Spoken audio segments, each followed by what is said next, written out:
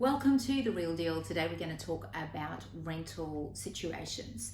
We find that many first home buyers or many people currently looking to purchase are either buying properties with tenants in them or alternatively they're in a lease themselves, and quite often both of those situations are in place. So we're selling a property with a tenant inside it because so many people are taking advantage of the very hot market right now and getting rid of their investment properties, perhaps baby boomers who are retiring.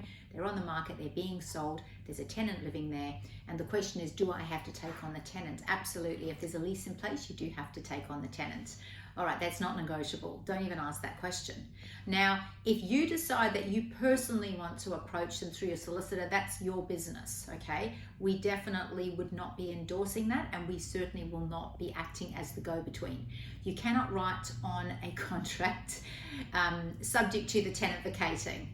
That's not a deal. If there is a tenancy in place, it's actually part of the contract, and you will be taking on the tenant like it or not.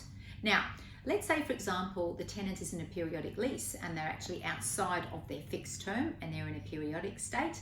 I would then suggest, if you're not wanting to take on a tenant, that you tell the agent you would like vacant possession, which means that once the property is unconditional, once it's unconditional, bearing in mind that might take a week or two or however long, they will then give the tenant notice to vacate, which is in fact 60 days.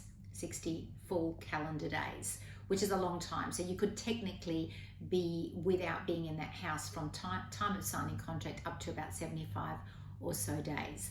That is just how it is, or otherwise you take on the tenant yourself. So that's the current situation if you are either purchasing a rental, or perhaps if you're renting yourself and you're trying to buy and you're locked into a lease. Well, if you're locked into a lease, you're locked into a lease. It's up to you to negotiate your way out of it, or to break the lease yourself and hope that somebody actually wants your property.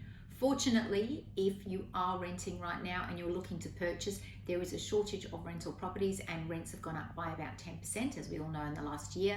So I don't think you're going to have a problem finding someone to move in.